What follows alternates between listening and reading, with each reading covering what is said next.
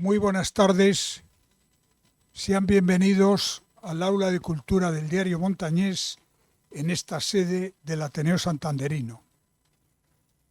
Esta tarde tenemos con nosotros, y lo primero es agradecerle su presencia esta tarde aquí, a Juan Manuel de Prada, un escritor de los de siempre, de los de antes, que ha escrito este magnífico libro, esta novela que se presenta aquí esta tarde, para ser exactos, la primera parte de una novela Río, que la ha escrito a mano, folio a folio, como lo hacían los grandes escritores del siglo XIX y primera mitad del XX. No voy yo a presentar a Juan Manuel de Prada, porque ahora le voy a ceder la palabra al presidente del Diario Montañés, a don Luis Revenga, que nos hablará de esto, y también están aquí con nosotros Javier Menéndez Llamazares, crítico literario del Diario Montañés, y el que es un gran amigo de Juan Manuel de Prada, que está aquí con nosotros y que estuvo ayer presentando su libro precisamente en el Ateneo Santanderino. Les decía que creo que la presencia hoy aquí de Juan Manuel de Prada viene muy al hilo de las efemérides.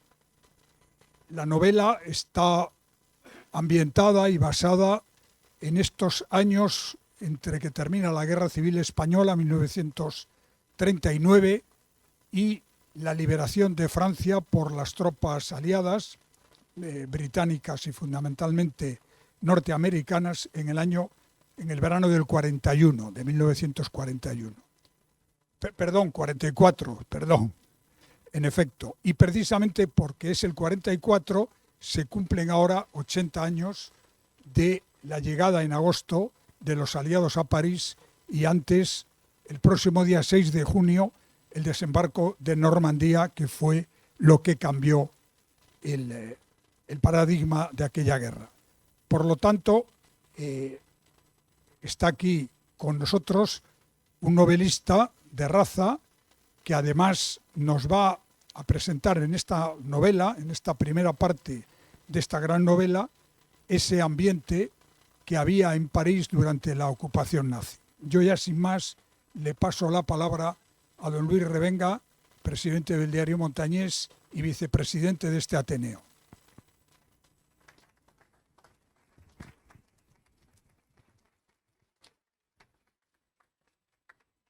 Buenas tardes. Cuando veo el salón de actos como está hoy, es decir, lleno, siempre empiezo agradeciéndoles la presencia. Pero también quiero remarcarlo para que Juan Manuel se dé cuenta de que el tirón que tiene es suyo y no nuestro. Por lo tanto, es un primer dato relevante y creo que no hay mejor broche para acabar el día que estar hoy aquí con Juan Manuel de Prada, con Javier Menéndez y con Enrique Álvarez. Desde El diablo de los destellos de Nácar, Juan Manuel, 1986, hasta Mil ojos esconde la noche, 2024, hay una trayectoria literaria impresionante, imposible de presentar en 2 minutos, que es lo que voy a ocupar yo, la paciencia de todos los que están aquí presentes. De hecho, quienes van a destacar esa trayectoria y se van a fijar más en ella son Javier y Enrique, que para eso nos acompañan hoy, críticos literarios ambos, como ya ha dicho el presidente, y además conocedores mucho más que yo de tu obra. Quería destacar otra faceta tuya, de la que me he acordado esta mañana, por lo siguiente. Esta mañana hemos tenido un foro económico del Diario Montañés y nos decía el presidente del Consejo General de Economistas que los datos económicos respaldan un momento muy bueno en ese plano, en el plano económico. España en este momento está atravesando por una coyuntura económica, según las macrocifras, de gran envergadura, de gran importancia. Está en una situación económica muy buena. Sé que están pensando, igual que yo, que no nos faltan los ejemplos cercanos de mucha gente que no llega a fin de mes, pero realmente la foto que sale de España en este momento en el plano económico, subrayo y destaco, es de buena sintonía, de buena imagen, de buen momento. Sin embargo, tenemos una grave crisis institucional, y hay que decirlo. Y esa grave crisis institucional viene dada porque el esquema que precedió y subsistió durante la Constitución española y en los años siguientes está cayendo a pedazos. Y uno de los contrapesos para que esa, para que esa perversión de los principios esenciales del Estado democrático se produzca, ese contrapeso lo están haciendo personas como Juan Manuel de Prada, Periodistas que no tienen ningún problema, son independientes en pronunciarse contra aquellas actitudes que no les gustan, que no se compadecen con el esquema que nos dimos allá por 1978 y en años siguientes. Eso es una actitud valiente que hay que destacar y hay que destacarla sin complejos. Yo la destaco personalmente, no tengo ningún problema. Detrás de una persona independiente, de un periodista como Juan Manuel de Prada, lo que hay es alguien que está poniendo un contrapeso al poder que de no tenerlo sería omnímodo. Si no hubiera crítica periodística, el poder sería omnímodo, sería imposible enjuiciar cualquier actitud con la que no estemos de acuerdo. Y esto no es una cuestión de ideología, es una cuestión de educación, de talante, en definitiva de principios esenciales de la democracia. Pues bien, Juan Manuel, yo te felicito por la labor que estás haciendo en ABC como primer violín en opinión. Te animo a que lo sigas haciendo. Animo también a ABC a que siga sustentando a personas como tú en el plano de la opinión, empresa independiente, y que tengamos acceso a vuestras opiniones que nos sirven para paliar esos efectos que estamos notando en otro plano y en otro orden de cosas. Sin vosotros sería imposible. De manera que, aunque sé que no has venido hoy a expresar opiniones sobre la realidad española, sí que la quiero resaltar y la quiero destacar. Y paso ya la palabra a quienes me suceden para hablar del libro, que es a lo que venimos hoy. Muchas gracias.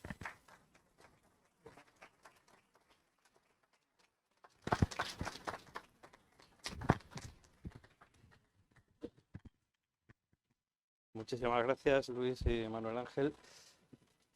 Yo iba a hablarles de un libro que debería definir como singular, aunque no sé si las matemáticas me van a fallar porque en realidad no es singular, sino que son dos. Vamos a hablar todo el tiempo de que presentamos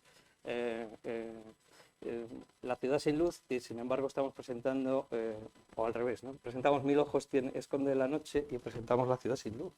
Esto es una absoluta singularidad porque en tiempos de trilogías asistimos a una bilogía, aunque en este caso sea por mor no de estas matemáticas curiosas de la literatura, sino del cálculo editorial. Después lo hablaremos con Juan Manuel por qué ha sucedido todo eso. Pero sí que hay una maravillosa regla de tres que verán en cuanto se asumen al libro.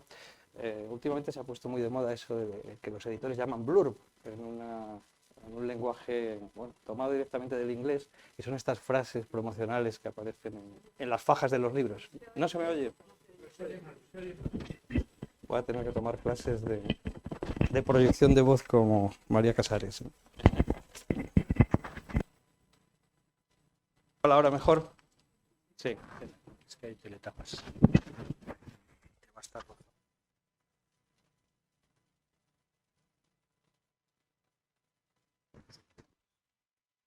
Bueno, problema resuelto, espero. A ver, muy bien. Bueno, y decía que es una singular regla de tres porque en este texto, nada menos que Arturo Pérez Reverte nos promete historia, literatura y refinada mala leche. Es decir, una buena dosis, además, porque son 800 páginas. Así que la faja, además de ceñir este volumen inusual, ya ven lo que nos trae. Añadiríamos algo más. Yo creo que si son ustedes lectores de Juan Manuel desde hace tiempo y disfrutaron con Las máscaras del héroe, sabrán que su gran virtud es traer y contar todo aquello que no cabe o que no se quiere incluir en los manuales de historia de la literatura. Bueno, pues todo eso que también forma parte, no de la historia y no solo de la literatura, sino de la vida, lo ha querido recoger, reflejar y, bueno, en este caso, potenciar a veces y multiplicar en una obra absolutamente única en ese sentido, ¿no? Porque lo que hace Juan Manuel es asomarse con la pluma bien afilada a un momento probablemente irrepetible, que es ese París al que antes aludía el presidente del Ateneo, ese París ocupado en el que todo de repente cambia, el mundo, bueno, transmuta completamente sus valores y de repente vamos a ver la verdadera naturaleza de las personas, y además no de personas cualquiera, sino de un grupo muy especial de artistas e intelectuales que son el exilio español y al que normalmente se accede de otra manera, con otra visión, y que de repente vamos a conocer algo absolutamente diferente e inesperado. Bueno, para ello lo que hace Juan Manuel es fabular, que es su especialidad, como saben, y aunque yo diría que el 99% de la novela es real, porque luego le contaremos cómo ha ido arañando de los secretos de la historia todas esas pequeñas anécdotas, historias, personajes que aparecen y que son absolutamente reales. pero la parte de ficción, la retoma de esa primera novela, y es un falangista llamado Navales, que, bueno, falangista, nos cuenta él de pata negra, de los pocos que podían presumir entonces, estamos hablando de París en el 41, de ser camisa vieja.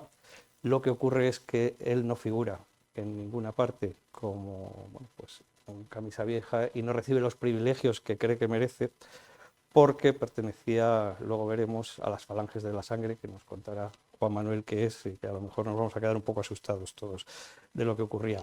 Bueno, pues como si fuera, o como una gran novela de acción, lo que tiene este personaje, que además es un escritor frustrado, un escritor que no ha alcanzado el éxito, es una misión imposible. Tiene que reconvertir a esos intelectuales y artistas republicanos, bueno, no ya en agentes, pero sí atraerlos hacia el bando franquista, recuperarlos para la nueva España del momento. Con algunos, bueno, pues casi eso, parece que va a ser misión imposible, como con Picasso, pero a lo mejor no con todos. Y pronto veremos, o él nos va a contar, sin entrar en el libro, ya lo disfrutarán, que con algunos va a haber bastante éxito, incluso, bueno, casi con casi todos, ¿no? Algo impensable, ¿no? Esos republicanos españoles de todo pelaje político que acaban participando en las actividades de las legaciones españolas franquistas en París. Y decía que todo es singular en el libro, y esta división curiosa, bueno, pues esta es solo la primera parte, la segunda se va a titular Cárcel de tinieblas, abarca los 2 primeros años de la dominación nazi en París, y decíamos que se dividió. Me imagino que en la editorial se asustaron al pensar que eran 1.600 páginas y que lo vieron como invendible, ¿no? Y sería una imposición, no sé si fue idea del propio autor, espero que nos lo cuente después, o si es algo, bueno, impuesto desde la propia editorial.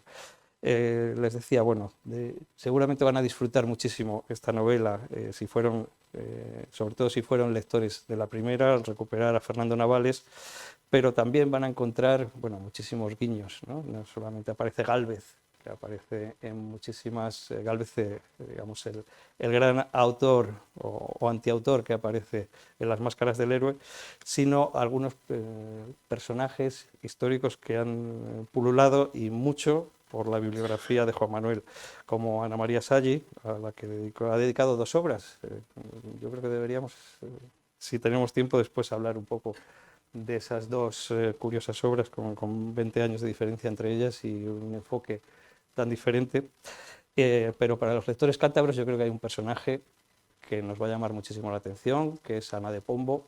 Hace un mes estábamos hablando aquí mismo de ella con Álvaro Pombo, es la abuela de Álvaro Pombo, fue la abuela de Álvaro Pombo, la retrató en una novela como Un gran mundo, aunque la disfrazara de tía Elvira, pero bueno, es un personaje, yo creo que absolutamente fabuloso, como lo son los personajes que pululan por este libro, ¿no? Y en especial este curioso Fernando Navales, que habíamos perdido, cuya pista habíamos perdido al terminar la Guerra Civil en Las máscaras del héroe, y que sin embargo recuperamos ahora 3 años después. Hay un lapso que, bueno, pues licencia del artista seguramente dará pie a una novela futura, pero yo creo que van a disfrutar enormemente este regreso a las esencias literarias de Juan Manuel de Prada.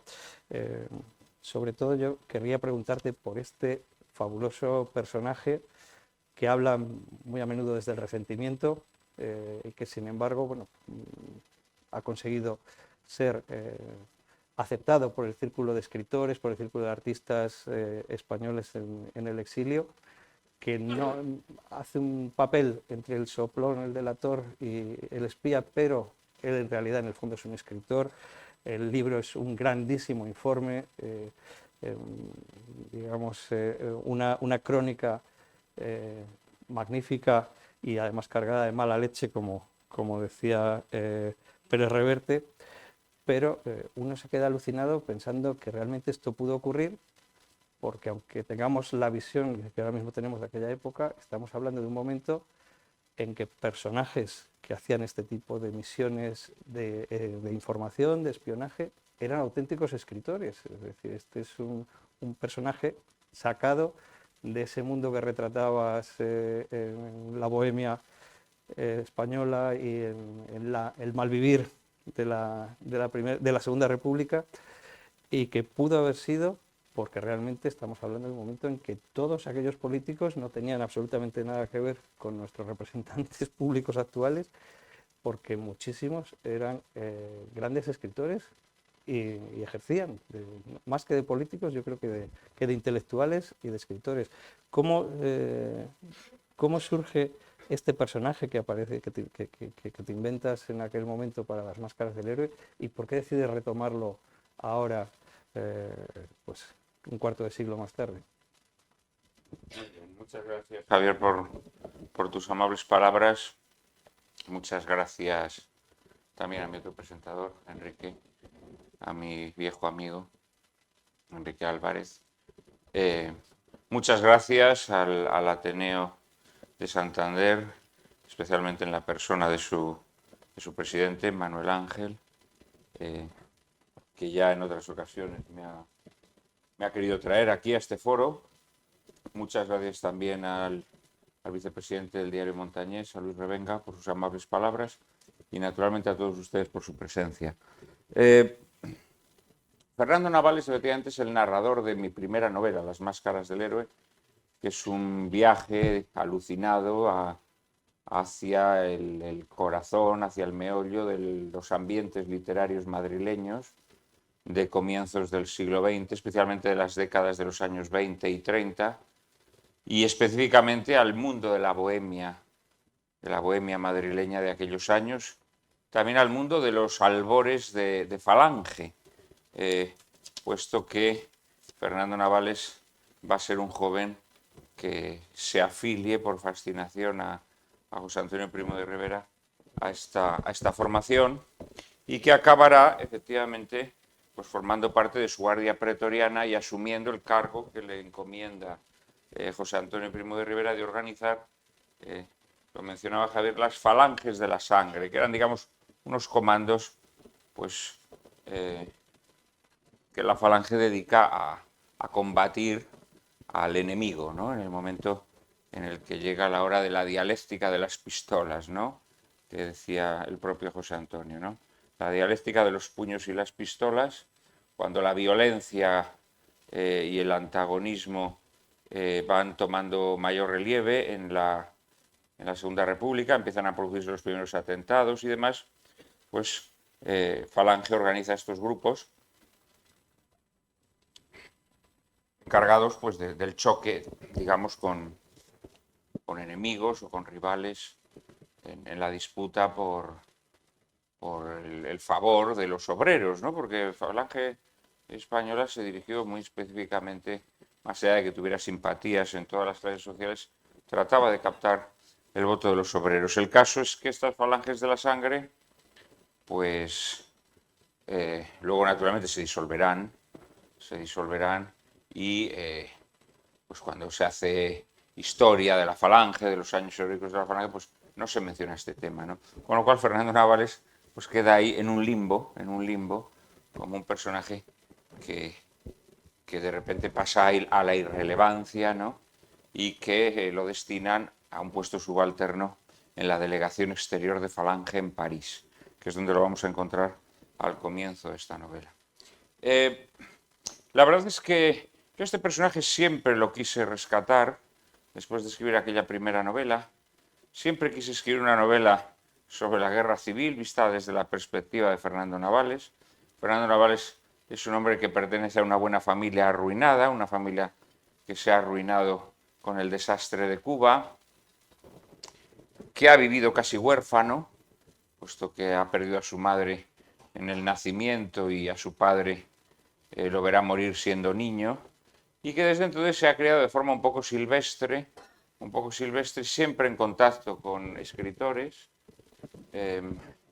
siempre en contacto con el mundo literario y con el mundo de la bohemia, y desde luego es lo que lo que los catalanes llaman un letraherido, ¿no? Una persona envenenada por la literatura, una persona que respira y transpira literatura, que se ha visto involucrado en acontecimientos luctuosos o sangrientos en vísperas de la Guerra Civil, que ha tenido un enfrentamiento a lo largo de toda su vida con un bohemio que hemos mencionado antes, que es el antagonista de esa primera novela mía, Las Máscaras del Héroe, Pedro Luis de Gálvez, un bohemio que regó la vida madrileña de anécdotas truculentas y bestiales, y que durante la Guerra Civil, pues como tantos otros resentidos, pues decidió tomarse la justicia por su mano, ¿no? Y Navales es también un resentido. Navales es un hombre resentido por los infortunios de su vida y por el hecho de que, por un lado, no se haya reconocido su valía como escritor y, por otro, se haya escondido su protagonismo en los años inaugurales de Falange, ¿no? Hasta el extremo de que se le ha relegado a este puestecillo subalterno en la sede de Falange en París, donde le toca ejercer pues labores un poco pedestres, un poco de gacetillero, en una publicación semanal que tenía Falange allí en París, que se llamaba El Hogar Español. Esta es la premisa, ¿no?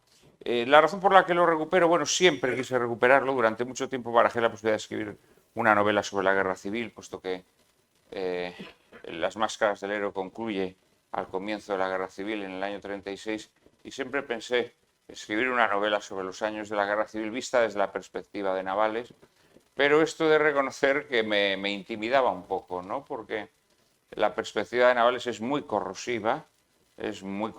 Navales habla verdaderamente como un falangista convencido, acérrimo. Franco le parece un flojo, la evolución del régimen le parece una birria, ¿no?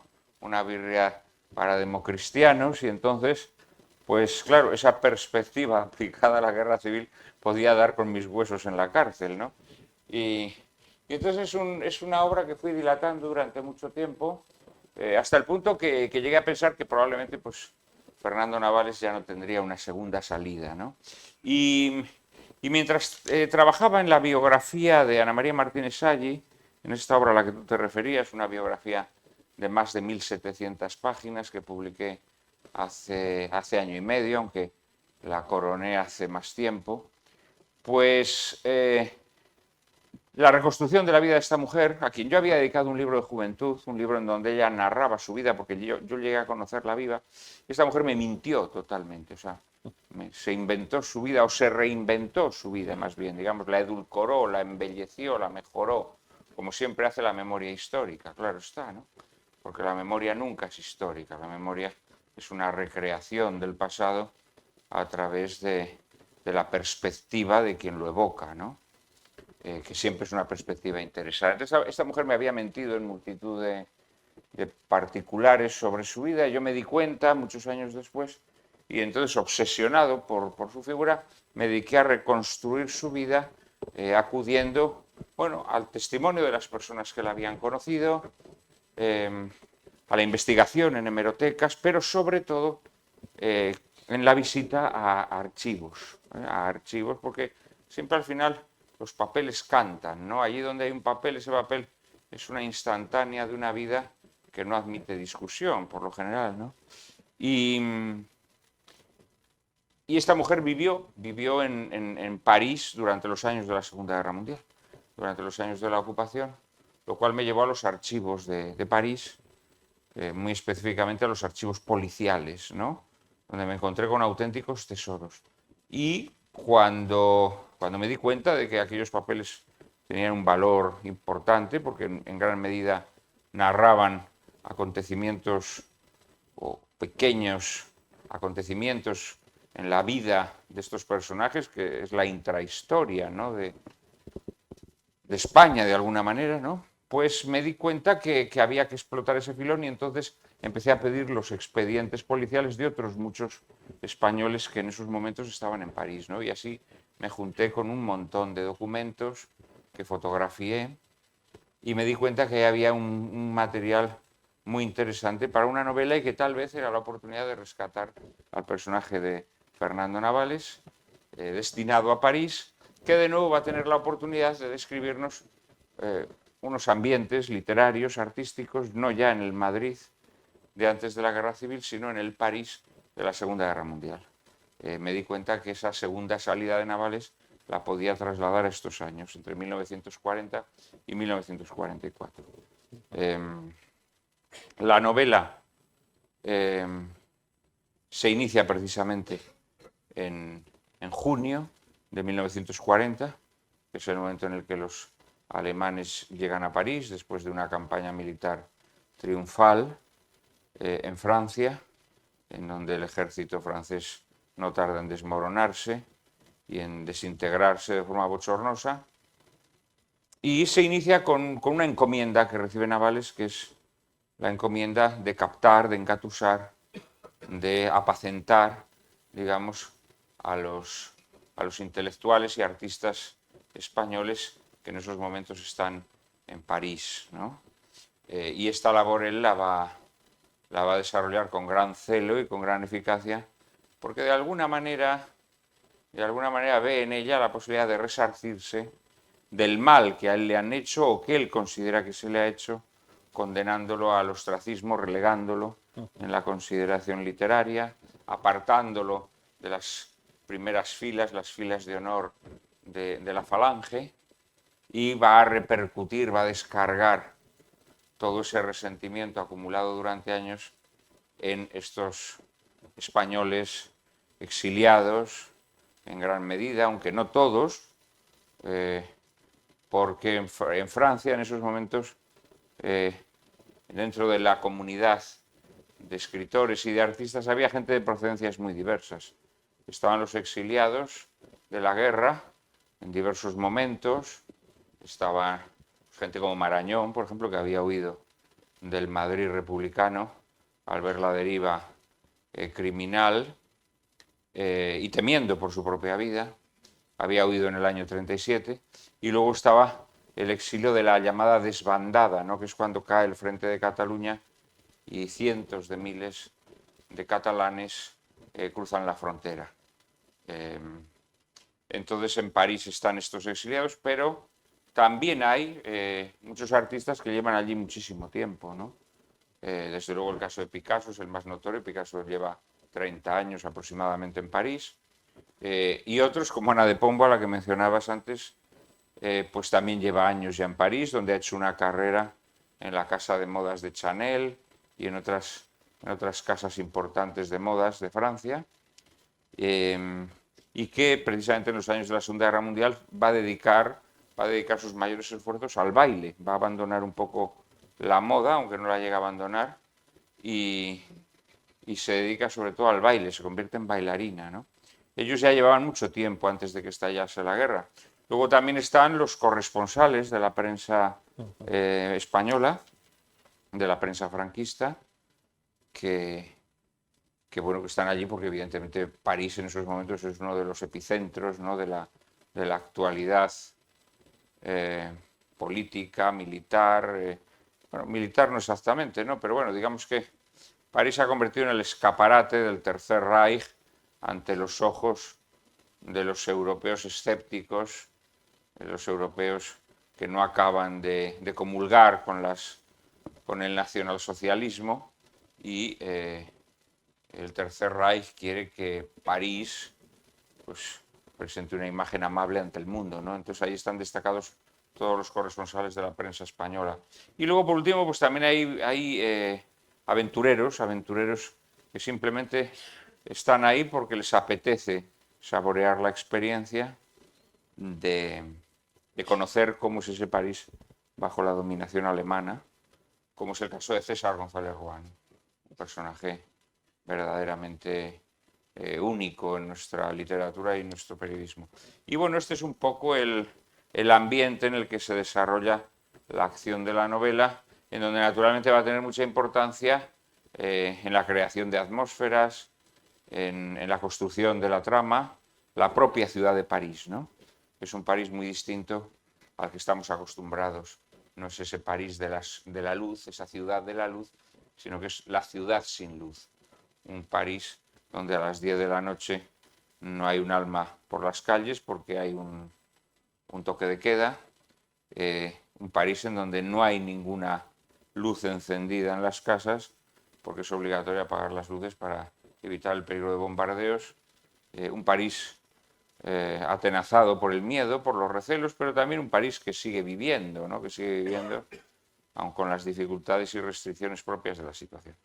Y bueno, esto es más o menos el planteamiento que yo me hago, ¿no? Cuando me pongo a escribir esta novela, que sabía que iba a ser una novela muy extensa porque, a diferencia de Las máscaras del héroe, es una novela juvenil, con cosas apreciables, pero otras fallidas, digámoslo así. Las máscaras es una novela en donde muchos de los personajes hacen como dicen ahora en el argot cinematográfico, un cameo, es decir, aparecen momentáneamente y enseguida desaparecen, ¿no? Casi que son apariciones estelares un poco aspaventeras, quitando unos pocos personajes. Aquí he querido que todos los personajes tengan su propia historia, que cada personaje tenga su pequeña novela y que nos cuente sus vicisitudes, que nos cuente sus penurias, que nos cuente la situación en la que está, ¿no?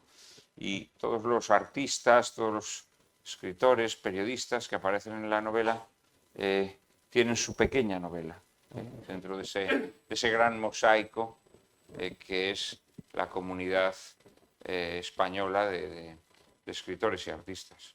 Esta es más o menos el punto de partida de la novela. Bueno, pues nada, buenas tardes. Yo creo que no hace falta en absoluto presentar a Juan Manuel de Prada, ni presentarlo, ni encomiarlo, por supuesto, porque todos ustedes están aquí, porque lo leen, supongo que leen más su faceta de escritor de periódico que su faceta de novelista. Él viene hoy como novelista. ¿Son facetas contrapuestas? No, es siempre el mismo escritor. Lo que pasa es que, claro, él es, ante todo y sobre todo, un artista de la literatura, de la novela. Yo quería hacer, a modo de cita y de presentación de Juan Manuel de Prada, leer una línea o dos líneas de un escritor al que quizá la mayoría de ustedes no conocen, un escritor francés del siglo XIX que se llama Ernest Hello.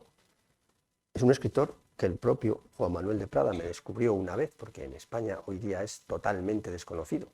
Es el antecesor, el maestro de escritores como Léon Bloy, Barbey d'Aurevilly, grandes católicos decadentistas franceses. Dice Ernest Hello que el rasgo característico, absolutamente característico del hombre mediocre es su deferencia por la opinión pública. El hombre mediocre nunca habla, siempre y solo repite.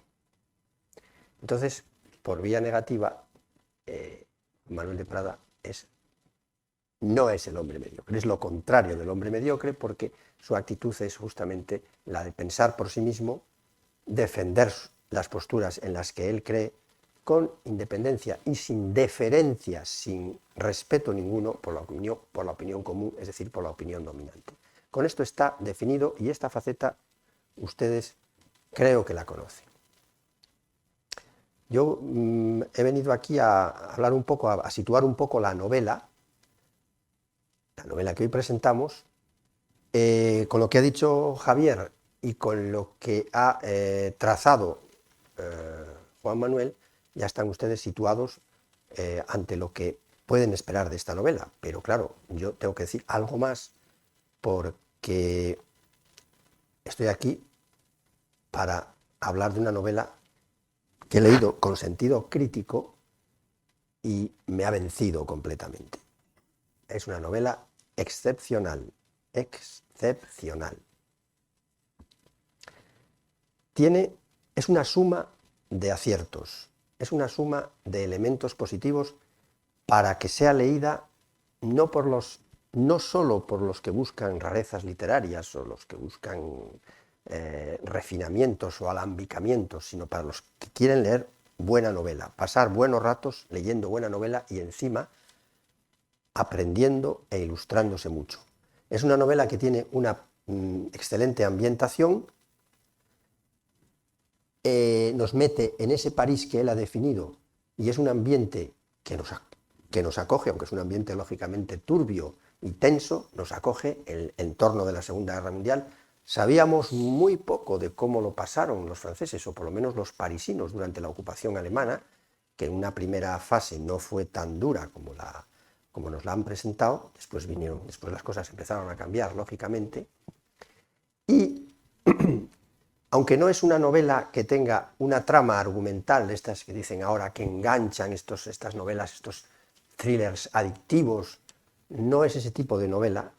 Es una novela que va contando las peripecias de muchísimos personajes. El acierto principal, ni siquiera me atrevería yo a decir que es la excelencia del estilo, la espléndida escritura de Juan Manuel de Prada, que ustedes conocen bien, la escritura literaria también conocen mejor, como he dicho antes, los artículos de periódico, pero su prosa literaria, la de sus novelas y sus relatos, verdaderamente es admirable. Pero más que todo eso, esta novela no nos asombra, nos apabulla por los tipos humanos que en ella aparecen. Si sabemos y podemos creerlo, que son tipos humanos en un 95% totalmente reales, muchos de ellos grandes figuras de la cultura española, como luego veremos, pues ya tenemos en nuestras manos un libro, no voy a decir imprescindible, porque imprescindible no hay nada, pero sí un libro que no nos va a dejar tregua. Decía antes que casi el mejor resumen o uno de los mejores elogios que se podría hacer de él es que después de leer las 800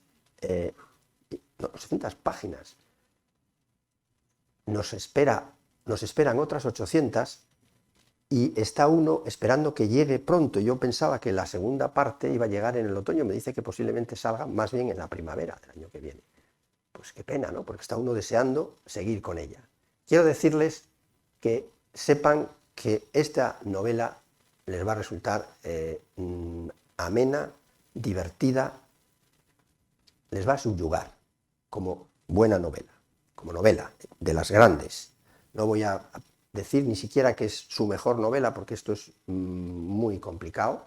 Tiene muchas novelas, Juan Manuel de Prada, que han sido convenientemente elogiadas y convenientemente reseñadas, pero esta, desde luego, es la más singular y la más genuina, la más genuinamente pradiana. Y sepan que la documentación que tiene el texto, los personajes, las anécdotas, los sucesos, es de toda garantía. Yo sé, porque tuve ocasión de leer y disfrutar de la biografía de Ana María Martínez Sagi, esa gran tesis doctoral que coronó con un libro biográfico, ese es todavía, si cabe, más excepcional que la novela. Yo sé que ese trabajo de archivos, de búsqueda de datos, muchos de ellos insospechados, que en cierto modo cambian la perspectiva que uno tiene sobre el exilio español en Francia, todos esos avalan la autenticidad de esta novela. Lo digo para que los que leen novela histórica y dicen, pero es que las novelas históricas muchas veces no sabes si te están contando realidad o te están edulcorando. Bueno, pues aquí estamos ante un texto verdaderamente creíble en cuanto a su veracidad histórica. El protagonista, Fernando Navales, es un personaje de ficción, y es un personaje de ficción con una fuerza enorme.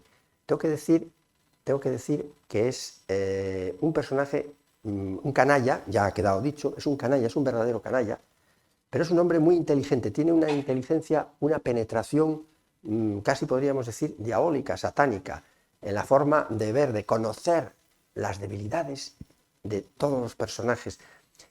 A mí me ha recordado en algunos momentos, Juan Manuel escribió un libro durante los días de la pandemia y del confinamiento del año 2020, escribió una serie de artículos, se publicaban en ABC y luego reunió en un libro que se llama Cartas del sobrino al diablo, no sé si era exactamente, cartas del sobrino a su diablo.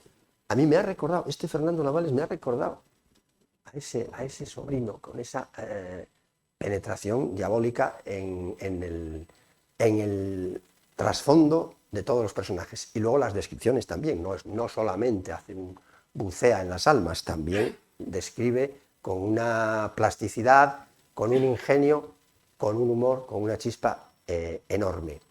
Yo también les llamo la atención sobre lo que les espera si leen esta novela. Van a descubrir enormidades, pero enormidades auténticas, veraces, de personajes como el propio Gregorio Marañón o como Pablo Picasso. Pablo Picasso. A Pablo Picasso, Fernando Navales le hace un retrato verdaderamente asombroso. Me van a permitir que lea una página o dos porque es la mejor manera de visualizarles lo que les espera si leen este libro. Es una escena en que el protagonista, Fernando Navales, llega al taller de Pablo Picasso, a quien unas veces le llama el pintamonas, otras veces le llama el garajista. Lo del garajista no sé a qué viene, pero le llama con los términos más Bueno, por su aspecto, ¿no? Con una camiseta de tirantes, pues, como el garajista que está en la garita del garaje, ¿no? Entonces él allí tiene Picasso, lo tiene lleno de cuadros suyos, de esbozos, y entonces describe lo siguiente. Fernando Navales dice: había más retratos de mujeres deformadas, con caras y cuerpos furiosamente vejados y lágrimas gordas como peladillas. Eran cuadros de una hiena sádica que se regodea sometiendo a todas las mujeres que se cruzan en su camino a las sevicias físicas y morales más abyectas.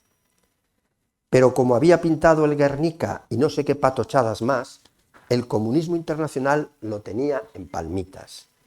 El odio a sus amantes se había vuelto odio universal al sexo femenino, mezclado con un exhibicionismo orgulloso de sus fechorías. Recordé que algún tiempo atrás Carl Jung, impactado por la semejanza entre las pinturas de Picasso y los dibujos de sus pacientes más graves, había escrito un artículo donde afirmaba que el garajista malagueño era en realidad un esquizofrénico que expresaba en su obra el característico motivo del descenso al infierno del subconsciente, donde se respiraba un aire de letrina. Pero no me parecía que en aquellos churros hubiese descenso a ningún subconsciente, sino captación de la vida consciente de un enfermo atraído por la fealdad, por la crueldad, por la monstruosidad, y que cuando se tropezaba por error con la belleza o la bondad, necesitaba destruirlas y ultrajarlas de inmediato, sumergirlas en una oscuridad de sótano o mazmorra, donde, sin embargo, no había nada que ocultar. Era simplemente la oscuridad del páramo, desolación, del páramo desolado, del gabinete del matarife, de la celda del esquizofrénico. Magistral, Pablo, magistral sin paliativos, dictaminé, con Gash, un pintor que estaba con él, asintiendo bobaliconamente. Está usted en la plenitud de su arte. El pintamonas inflaba el pecho como si quisiera reventar las costuras de su camiseta de tirantes. Y ahora, por último, nos dijo, voy a enseñarles los grabados de la serie Sueño y Mentira de Franco, que hice junto con el Guernica para el Pabellón de la República en la Exposición Internacional del 37. Eran unos aguafuertes que no habrían estado mal decorando la puerta de un retrete, en los que Franco aparecía siempre como un ser deforme, con las posaderas al aire, pidiendo retambufa, y a veces armado de mantilla y abanico. Nunca había entendido esa manía roja, omnipresente en las caricaturas bélicas, de caracterizar a Franco como bujarrón, cuando saltaba a la vista que era frigidillo e inapetente. Y junto al monstruo de ojete florido, Picasso había dibujado mujeres llorando peladillas, mujeres muertas o hechas trizas supuestamente en la devastación causada por Franco, pero tal vez dibujadas de memoria, a partir de las mujeres llorosas y magulladas que le quedasen más próximas al alcance de su manaza de pelotari. Todo era frío en el arte de Picasso, todo carente de calor humano, como si una glaciación hubiese caído sobre el mundo y ya nada pudiese florecer. Todo lo que tocaba lo ensuciaba y envilecía el pintamonas. Todas las ilusiones de belleza quedaban calcinadas en cuanto posaba sobre ellas los ojos. Era, en verdad, envidiable su capacidad para inundar el mundo de una fealdad cósmica, metafísica. Bueno, pues esta es una de las muchas.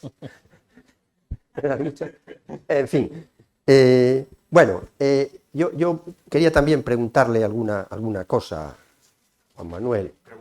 Alguna cosa. Me gustaría, una pregunta si quieres previsible, tópica. ¿En qué aspectos podría diferenciarse esta novela tuya de las novelas históricas tan al uso en el día de hoy, aparte del mero hecho de tener una escritura especialmente brillante?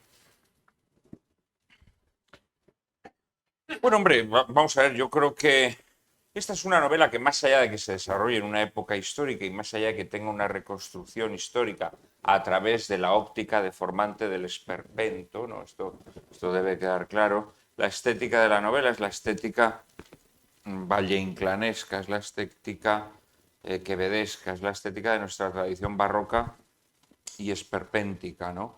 Entonces la mirada de Navales, así como sus juicios sobre los personajes o sobre su obra, ¿no? Como acaban de escuchar, pues son siempre juicios feroces y deformantes de la realidad, ¿no? Es decir, más allá de la fealdad de la pintura de Picasso, Navales, digamos que exagera o aumenta esa fealdad, ¿no? La intención de la novela, por lo tanto, no es la propia de una novela histórica, que es reconstruir una época de forma novelesca o incluso peliculera, ¿no? La intención de la novela, yo creo que fundamentalmente es, a través de una técnica expresionista o esperpéntica, someter a controversia el relato, como se dice ahora, o la construcción o los paradigmas culturales de nuestro tiempo, ¿no? Lanzando una andanada desde una época del pasado especialmente conflictiva, especialmente delicada, especialmente escabrosa, ¿no?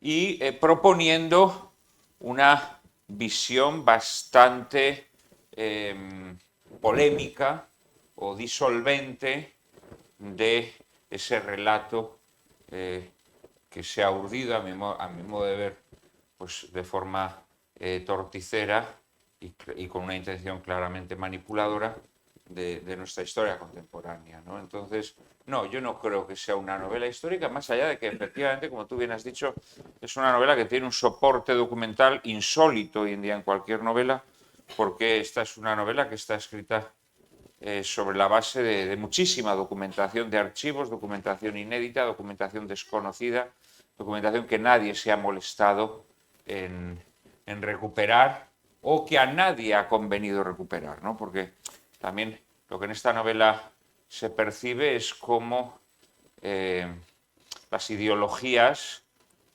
han construido unas versiones de la historia totalmente falsificadas, ¿no? Y en ese sentido, curiosamente, izquierda y derecha han compartido intereses, ¿no? ¿Tú has leído esto de Picasso? Picasso durante mucho tiempo, ahora ese relato mitológico se empieza a resquebrajar, el feminismo lo ha resquebrajado precisamente porque se ha descubierto pues, todas las vejaciones y los malos tratos que Picasso dispensaba a sus amantes, ¿no? Pero en Picasso hay otras muchas supercherías e imposturas, ¿no? Y la principal de ellas es la ideológica. Picasso fue un hombre absolutamente descomprometido ideológicamente y siempre se le presentó como un adalid de la izquierda. La realidad es que Picasso durante los años de la dominación alemana en París vivió con todo tipo de privilegios concedidos directamente por el Führer, concedidos directamente por Hitler, ¿no? Que decidió que a Picasso no se le debía tocar porque cualquier molestia que se le causara podía ser utilizada por los enemigos de Alemania como propaganda, ¿no? Y Picasso vivió de forma privilegiada. Pero hay episodios verdaderamente penosos, humanamente deplorables en estos años de Picasso en la Segunda Guerra Mundial, ¿no? El más triste de todos ellos es que no pide clemencia por un amigo entrañable suyo, un ahijado suyo, Max Jacob, un escritor judío que se había convertido al catolicismo, pero que aún así los alemanes lo detienen y lo encierran en la cárcel por ser de raza judía. Y Picasso tuvo la oportunidad de pedir clemencia por él, que le habrían concedido, porque Cocteau, que era el otro privilegiado de la ocupación, sí pidió clemencia por él y se la concedieron. Lo que pasa es que cuando fueron a sacarlo de la cárcel había muerto de pulmonía. El caso es que no, Picasso humanamente es un personaje deplorable. Otra cosa es el arte de Picasso, ¿no? Mi opinión no coincide con la de Navales, más allá de que pueda compartir ciertas afirmaciones, ¿no? Y entonces a Picasso se le ha pintado como una Dalí del comunismo, y además esto es radicalmente falso. Picasso se afilia al Partido Comunista cuando ya sabe que los alemanes han perdido la guerra y que la Unión Soviética va a tener mucho mando, ¿no? Y luego otro caso también de falsificación histórica interesante es el de Marañón. Marañón se le presenta como un representante de la Tercera España. Esto es radicalmente falso. Marañón fue un intelectual mimado por la República. Él se desencanta de la República cuando ve lo que está ocurriendo en Madrid en el año 36 y en el año 37 se va a Francia e inmediatamente él muestra su apoyo a los sublevados, al bando franquista, y él muestra su adhesión al caudillo y él quiere volver a España y ser una estrella de la cultura española con el franquismo como lo había sido con la República, y de hecho lo conseguirá. Marañón probablemente fue el primer intelectual o uno de los primeros intelectuales en la España de Franco. Durante estos años en Francia él colabora de forma estrechísima en multitud de actividades culturales de Falange en París, ¿no? Yo cuento muchas de estas colaboraciones que sus estudiosos han ocultado minuciosamente, ¿no? Hay un libro, verdaderamente, es una cosa curiosa, hay un libro de 550 páginas que se llama Los años de París, dedicado a los 5 años que Marañón, desde el año 37 hasta el año 42, que Marañón pasa en Francia, y no se menciona siquiera sus colaboraciones con Falange, ¿no?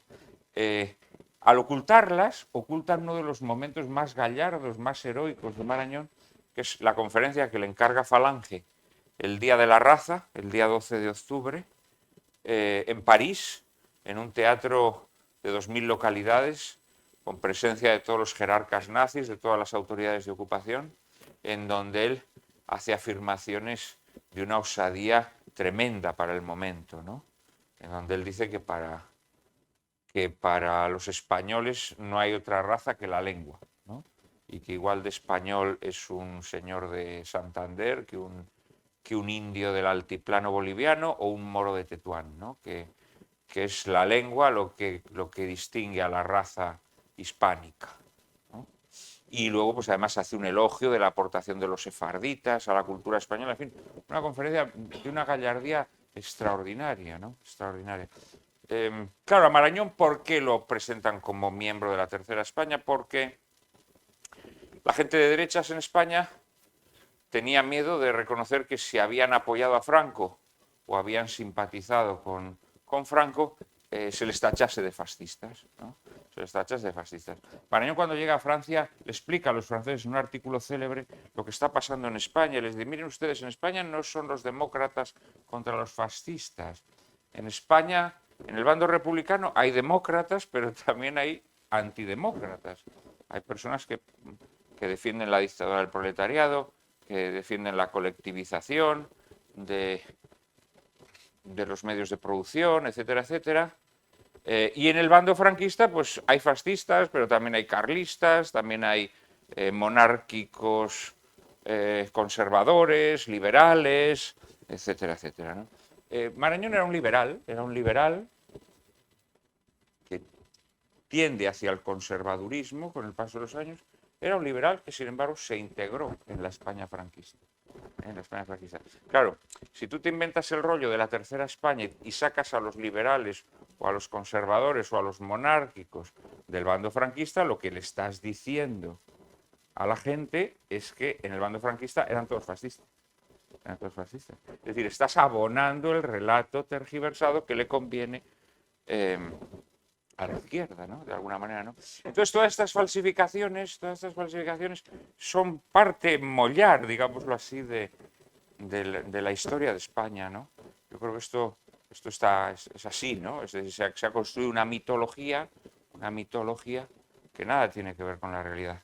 Lo más chocante, lo mencionaba antes Javier, es que efectivamente durante los años 40, 41, 42, es decir, mientras Alemania iba ganando la guerra, la práctica totalidad de los artistas españoles exiliados en París colabora en las actividades culturales de Falange, en las exposiciones que organiza Falange, en los concursos que organiza Falange, en las conferencias que organiza Falange en París. Esto les puede parecer chocante, pero es la realidad, ¿no? La exposición más estelar que se organiza, que es en el año 42, fuera ya de este volumen, que suelo contar en el segundo, es una exposición en la que, con la única excepción de Picasso, que es un hombre que se mantuvo totalmente al margen, porque, bueno, era millonario y él no tenía que rebajarse ante nadie, ni que transigir ante nadie, ¿no?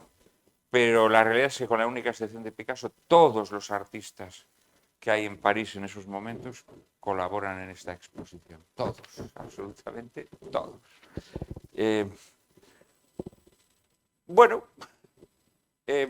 Digamos que todo esto es muy explosivo, es muy revulsivo, porque de repente nos confronta con que la historia, tal y como nos la han contado, es una inmensa montaña de mentiras.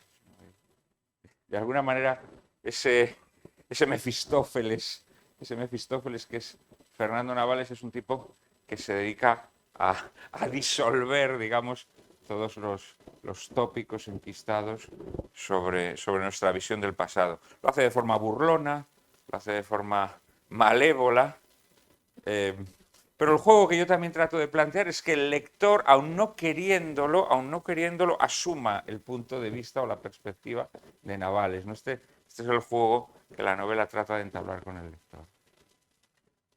Voy a hacerte una pregunta más, para dar un poco de margen a que alguien quiera plantear un tema, o el propio Javier, no sé si tienes alguna pregunta más, para volver al terreno puro de la literatura, porque yo debo decirles que hoy, más que agradecernos estar aquí, más felicitarnos, porque se recordará como un hito la presentación de esta novela en el Ateneo de Santander, por la importancia del escritor, por la importancia y por la posteridad, aunque seguramente me dirá que él no cree en la posteridad. Pero yo le voy a preguntar, Juan Manuel, ¿te sientes heredero de la tradición cervantina, de ese clasicismo, digamos, humanista, o más bien de la tradición barroca quevediana de la literatura española? O, por decirlo más obscenamente, ¿te satisface y halaga más que te pongan en la línea de Valle Inclán, Gómez de la Serna o Cela, o en la de Cervantes, Galdós, Clarín? Bueno, en primer lugar, esa división yo creo que es falsa. Yo creo que esa es una división falsa. Es una división interesada que tiene una razón ideológica. Que es aislar a Cervantes de la tradición española. Esta es una operación que se hace, en cierto modo, para desmentir la tesis de un santanderino ilustre, de Menéndez Pelayo, ¿no? Que él sostiene que la literatura española, todos los grandes escritores de la literatura española son católicos, ¿no? Y entonces surge una corriente que trata, para rebatir esta teoría, trata de aislar a Cervantes, es decir, trata de presentarlo como un judaizante a veces, como un criptoluterano, como un,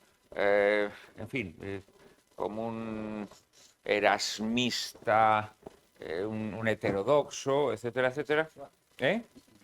Y de todo, sí.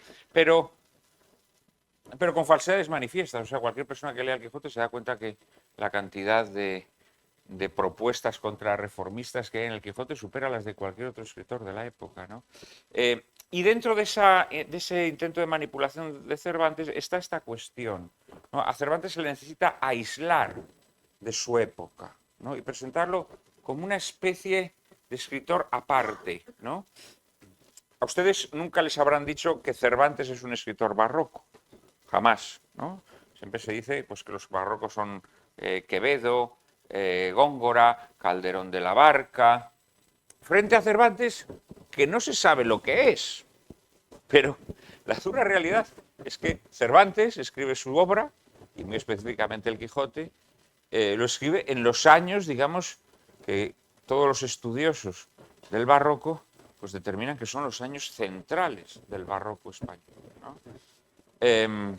Y cuando se trata de caracterizar la escritura quevedesca, por ejemplo, la crueldad quevedesca, la realidad es que no hay ninguna obra más cruel que el Quijote. Los palos y varapalos que recibe Don Quijote son muy superiores a los que recibe, por ejemplo, el Buscón, ¿no? Cuando se pretende pintar como rasgo del barroco la escatología, pues la realidad es que no hay obra más escatológica que el Quijote. En el Quijote Sancho y Don Quijote se vomitan el uno al otro encima, ¿no? El bálsamo de Fierabras hace que Sancho se vacíe por entrambas canales, ¿eh? Es decir, que tenga cagalera y vomitona al mismo tiempo. Es decir, la cantidad de escatología que hay en el Quijote no tiene nada que envidiar a la de Cervantes. Quiero decir que esto es una operación ideológica que a mi modo de ver es falsa. Por supuesto, son grandes escritores y como grandes escritores tienen un estilo personal y ese estilo es distinto. Esto no admite ningún género de dudas. Por otra parte, Quevedo es un escritor algo posterior y por lo tanto es un estilo más maduro, pero de tan maduro puede ser un poco demasiado cargado, ¿no? Frente al estilo de Cervantes, que es un estilo más fresco, es un estilo más agraz, digamos, más verde. Seguramente, en términos puramente retóricos, Quevedo es mejor escritor que Cervantes. Indudablemente, en términos de penetración humana, de comprensión del alma humana, Cervantes es un escritor mejor que Quevedo. Pero yo esa distinción, como te digo, hay algo de falsedad, ¿no? Entonces yo en ese sentido, primero, no admito esa división, más allá de que indudablemente mi escritura tenga rasgos quevedescos, pero creo que también los tiene cervantinos, o sea, no... De hecho, es muy curioso porque en la segunda parte de esta novela hay un capítulo que es un homenaje al Quijote, en donde Marañón, que tiene que defender a Ruano, de que lo han metido en la cárcel, y entonces le pide, va a interceder por él ante un general alemán, No, pero bueno, esto... No, y entonces toda su intercesión la hace con citas del Quijote, ¿sabes? Porque el general alemán, al parecer, es un gran admirador del Quijote y entonces Marañón, para conmoverlo, digamos, pues todo el rato le habla con citas del Quijote. O sea que en esta novela hay mucho homenaje al Quijote, mucha cita encubierta del Quijote, más allá de que la mirada de Navales sea una mirada muy quevedesca, ¿no? Una mirada muy caricaturesca, una mirada muy esperpéntica. No se trata tanto de elegir una tradición u otra como de hacer ver que hay una tradición que ha sido señalada y estigmatizada. En una operación de destrucción o de envilecimiento de la tradición literaria española, que se logra a través del rescate de Cervantes, es decir, sacando a Cervantes de ahí, ¿no? Para que quienes desean destruir esta tesis de Méndez Pelayo tengan un asidero al que aferrarse, que además es el asidero mejor de toda nuestra literatura, ¿no? Cervantes. Pero yo creo que esta es una operación de tipo ideológico más bien, que trata de defenestrar pues, toda la tradición española, de la cual pues Quevedo indudablemente es un referente de primera línea, ¿no? Yo no creo en esa división, la verdad, no creo en esa división. Y yo me considero cervantino y quevedesco, más allá de que seguramente por mi temperamento o mi forma de escribir, pues a lo mejor sea más quevedesco que cervantino. Bueno, antes nos comentabas que disentías un poco, o en muchas ocasiones, de la visión de Fernando Navales. Obviamente existe esa disociación entre autor y personaje, y seguimos a un Navales que se desenvuelve en el mundo de los totalitarismos. Lo que uno se plantea es cómo sería esa visión tan ácida, tan irónica, tan crítica, si Navales, en lugar de desenvolverse en ese mundo de totalitaristas, se tuviera que desenvolver en un mundo actual donde lo que campa es el populismo, ¿no? ¿Sería tan ácido? ¿Tendría la posibilidad de sacar tantísimo el cuchillo? ¿Hemos sido todavía peor? Yo creo que sí, yo creo que sí. Yo creo que Navales tendría una visión bastante corrosiva, ¿no?, de nuestra época, seguramente tan corrosiva como la que ofrece, ¿no?, de la época que retrata. Sí, creo que sería bastante corrosiva, igualmente, ¿no? Claro, es que me imagino a Navales viendo al señor Milei visitar a España y no sé qué podría salir de su pluma, que por cierto parece increíble.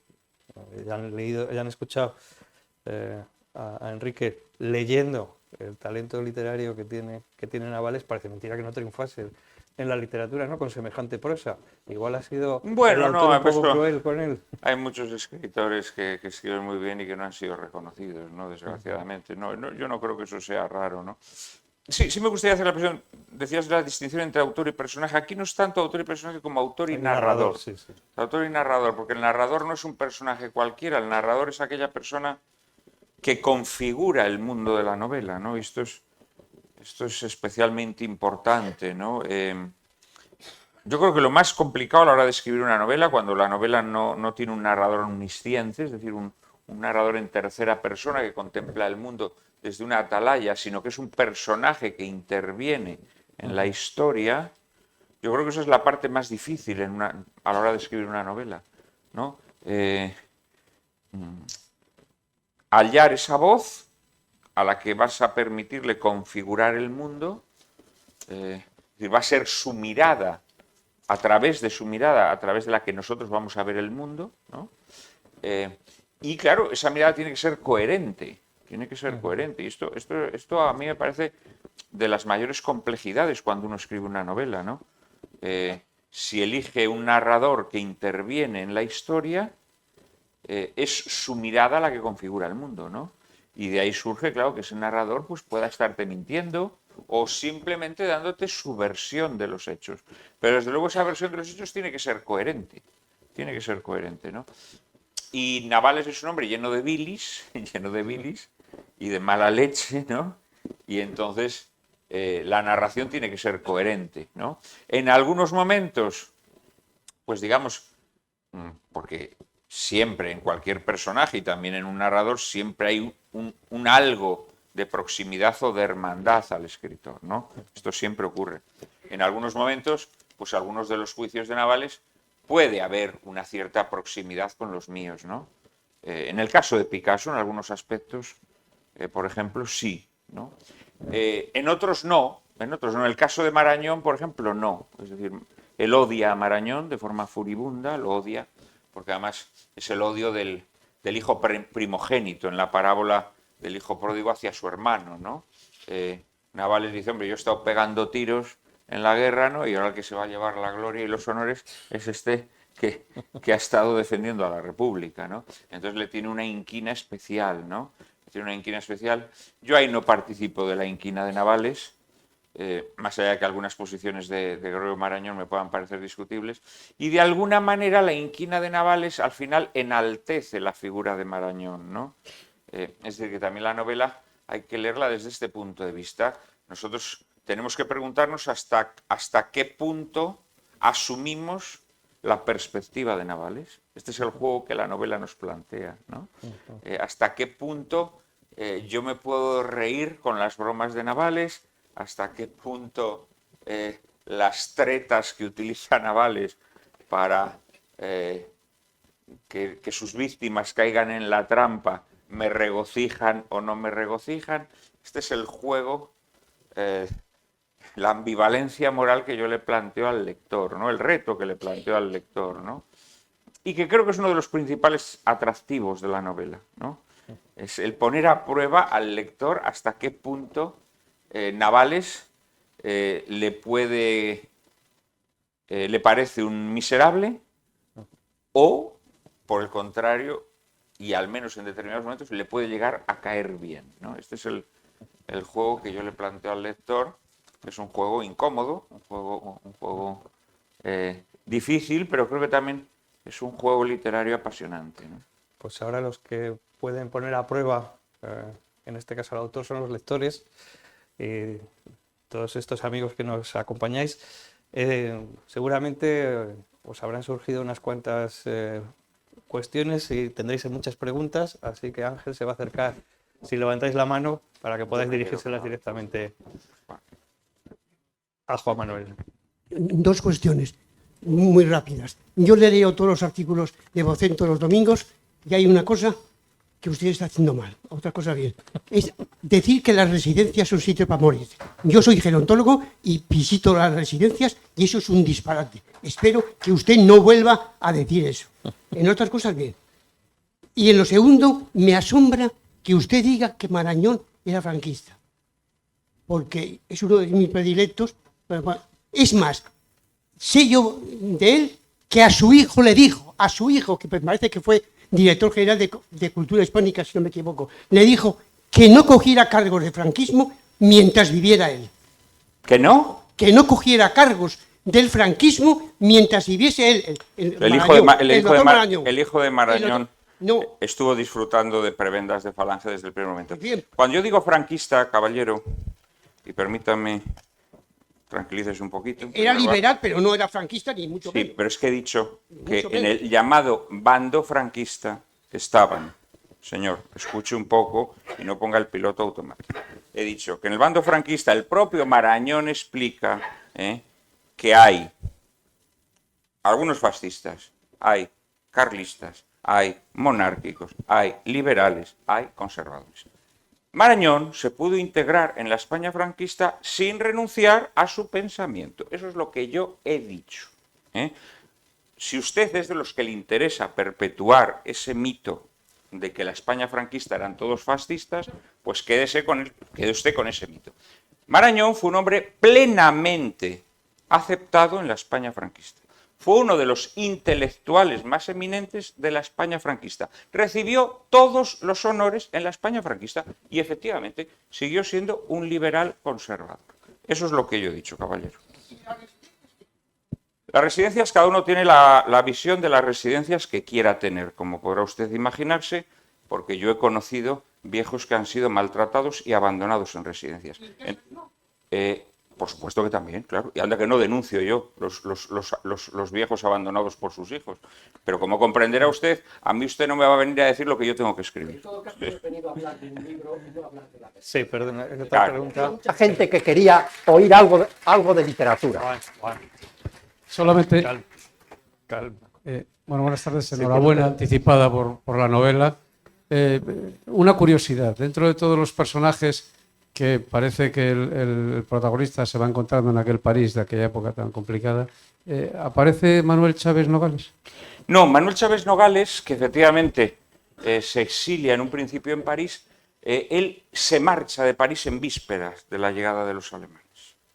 Él se marcha de París justo unos días antes.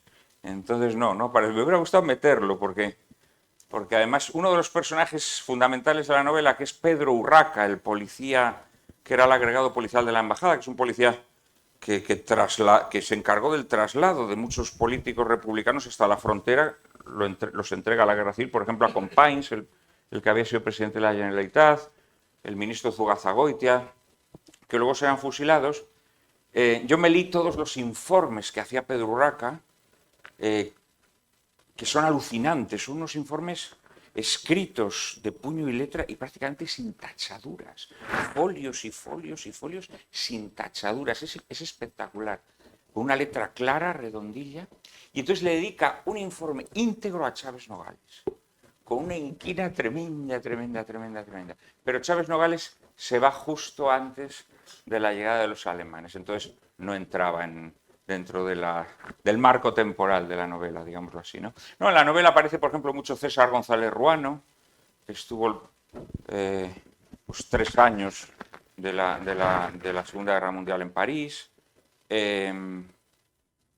Sale, bueno, hemos hablado de Ana de Pombo, que también estuvo gran parte de la Segunda Guerra Mundial en París.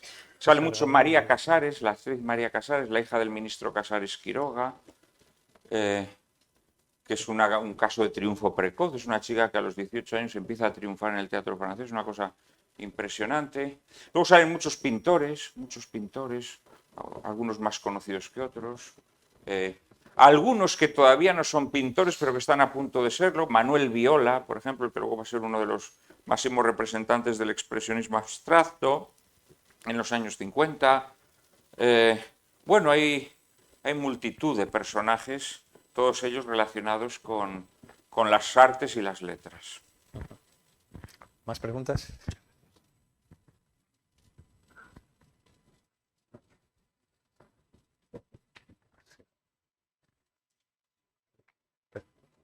Bueno, enhorabuena por el libro, que lo leeré. Enhorabuena por el libro, que lo leeré, todavía lo tengo aquí, pero no lo he empezado. Y te quería preguntar una cosa. Al hilo de esto que dices, que te gusta jugar con los lectores. Hay un libro tuyo que es el Desgarrados y Excéntricos, donde es una colección de, no sé, 10, 12, 15 biografías, y creo que decías que una era inventada. Entonces, para mí, que no soy literato ni estoy en este mundo, no conocía a ninguno de los 15. Entonces, claro, todavía no sé a día de hoy cuál de los 15 es el inventado. Pues hay uno inventado, sí, hay uno inventado. Y no solo en ese libro, en algún otro libro que he escrito, escribí, por ejemplo, un libro de películas raras, sobre películas raras, y también una película inventada, una película que no existe. Este juego me gusta hacerlo, pero claro, no lo voy a revelar, ¿no? Porque yo aspiro todavía a que el día de mañana, pues alguien se piense que el escritor falso es un escritor verdadero y haga una construcción sobre el escritor falso, ¿no? Bueno, este tipo de juegos yo creo que es divertido hacerlos, ¿no? En esta novela todos los personajes son reales menos el narrador. Bueno, hay una niña que también es un personaje imaginario, una niña inocente, pero que la maldad de Navales ve en ella algo pecaminoso o oscuro, digámoslo así, ¿no? Que también es un personaje de ficción. Junto con Navales, los demás todos son personajes reales. Aquí sí que absolutamente todos son reales. Y los hechos que me invento son escasos. Naturalmente uno se tiene que inventar hechos porque, claro, Navales se relaciona con estos personajes y puesto que Navales no existió, pues la relación que plantea con estos personajes pues es falsa, ¿no? Pues por ejemplo, él se enamora de Ana de Pombo, precisamente, ¿no? Pues, evidentemente la relación que él mantiene con Ana de Pombo es ficticia, claro, porque Navales no existió, ¿no? O hay un escritor catalán al que adopta como negro, ¿no? Al que le hace escribirle las gacetillas que le toca escribir para la revista de Falange, ¿no? Bueno, pues esto también es falso, ¿no? Es decir, hay algunas falsedades, pero la mayor parte de las obras de cuentos son ciertas. Bueno, pues como decía que el presidente, todo es verdad salvo algunas cosas. Muchísimas gracias por acompañarnos. Como saben, a la entrada están vendiendo el libro. Mucho gusto les dedicaré el libro para que se lo dedique. A quienes lo deseen. Muchísimas gracias.